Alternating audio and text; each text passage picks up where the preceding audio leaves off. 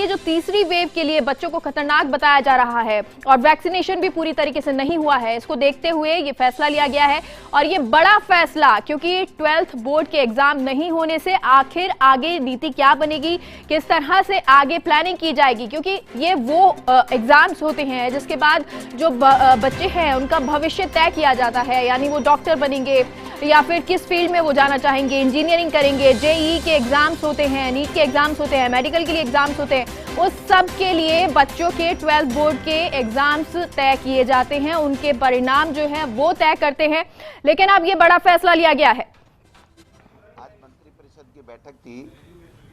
Corona management को लेकर के काफ़ी विस्तार से चर्चा हुई। वैक्सीनेशन के बारे में जो भारतीय जनता पार्टी भ्रम फैला रही है उसके बारे में भी चर्चा हुई, और जो माध्यमिक शिक्षा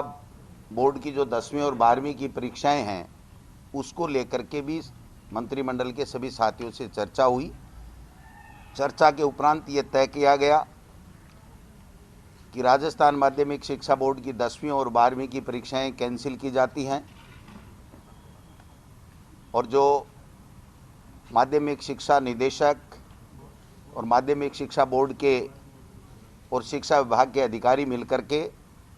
10वीं और 12वीं के बच्चों की मार्किंग कैसे होगी इसके बारे में जल्दी ही तय करेंगे। और जो शैक्षणिक सत्र है वो 7 जून से शुरू होगा। जितने प्रतिशत लॉकडाउन खुला है उसी हिसाब से टीचर्स को बुलाए जाएंगे, और जब तक सार्वजनिक ट्रांसपोर्ट पूरी तरीके से नहीं खुल जाता है तब तक किसी भी टीचर को जो बाहर से आता है उसको वो शाला प्रधान उसको कंपेल नहीं कर सकता है,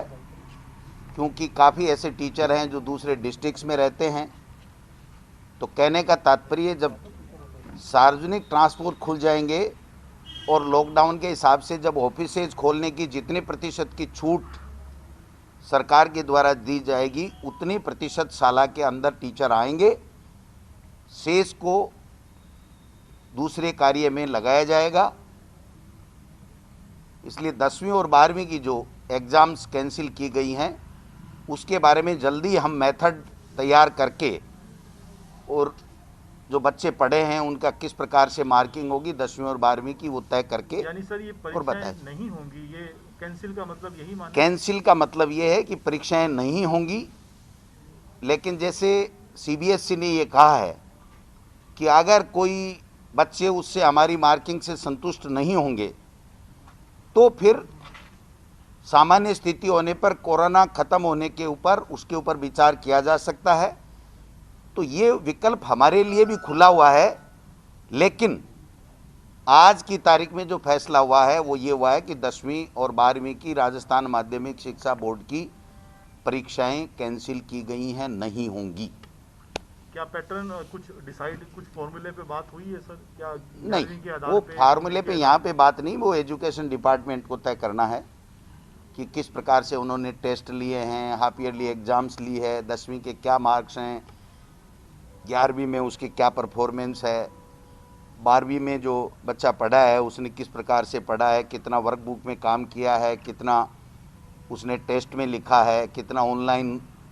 वो बिजी रहा है, किस प्रकार से रहा। तो वो सारी चीज़ें देख करके एक मेथड जल्दी हम लोग तय करेंगे जिससे बच्चे के भविष्य के साथ में कोई खिलवाड़ ना हो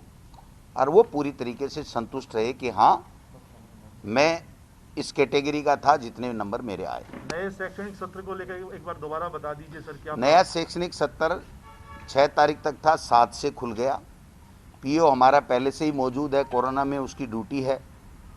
जितना लॉकडाउन कार्यालय खोलने के बारे में छूट देगी सरकार उतने प्रतिशत टीचर को ही स्कूल में बुलाया जाएगा, लेकिन जब तक सार्वजनिक परिवहन चालू नहीं होगा तब तक वो टीचर अगर विद्यालय में नहीं जाता है तो उसके खिलाफ किसी तरह का कोई एक्शन नहीं होगा जो जिले से बाहर का है या आ नहीं सकता हो किसी कारण से, क्योंकि ये हमारी ड्यूटी में आता है कि सार्वजनिक ट्रांसपोर्ट नहीं खुला हो तो झुंझुनू का आदमी, अलवर का आदमी बाड़मेर में कैसे जाएगा, इसलिए उसका भी हमने ध्यान रखा है। बाकी शेड्यूल हम लोग कल जारी कर देंगे कि उसको क्या क्या करना है, विद्यालय में कितने प्रतिशत को आना है, उनको बच्चों को किस प्रकार से जो स्माइल प्रोजेक्ट है उसके माध्यम से कैसे तैयार करना है, वर्कबुक कैसे तैयार करना है, उनका एडमिशन कैसे होना है, उनका प्रमोशन के जो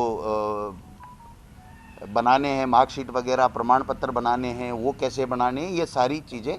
कल हम लोग जारी कर दें। सर एक अनाथ बच्चों को भी सरकार उनका ध्यान रखेगी, इस पे भी चर्चा हुई है। बिल्कुल बिल्कुल, इस पे भी चर्चा हुई है और इसको विस्तार से प्रमुख शासन सचिव फाइनेंस को कहा गया है कि आप इसमें ढंग से तैयारी कीजिए, क्योंकि केंद्र ने जो पैकेज देने की बात की है वो बिल्कुल एक तरीके से वो पैकेज कोई पैकेज नहीं है। 10 लाख रुपए की बात की है, लेकिन तब दिया जाएंगे तब वो 18 साल का हो जाएगा, यानी उसको आज की तारीख में कुछ नहीं मिल रहा।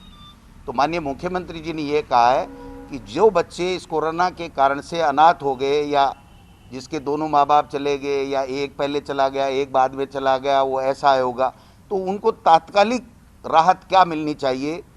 एजुकेशन उनकी बाधित नहीं हो, इसके बारे में, चाहे तात्कालिक आर्थिक सहायता के बारे में प्रमुख शासन सचिव फाइनेंस को मुख्यमंत्री जी ने निर्देश दिए कि जल्दी एक इस तरीके का अच्छा सा पैकेज तैयार कीजिए जिससे उन लोगों को जो अनाथ बच्चे हो गए उनको किसी तरह की रहने की, खाने की, उनके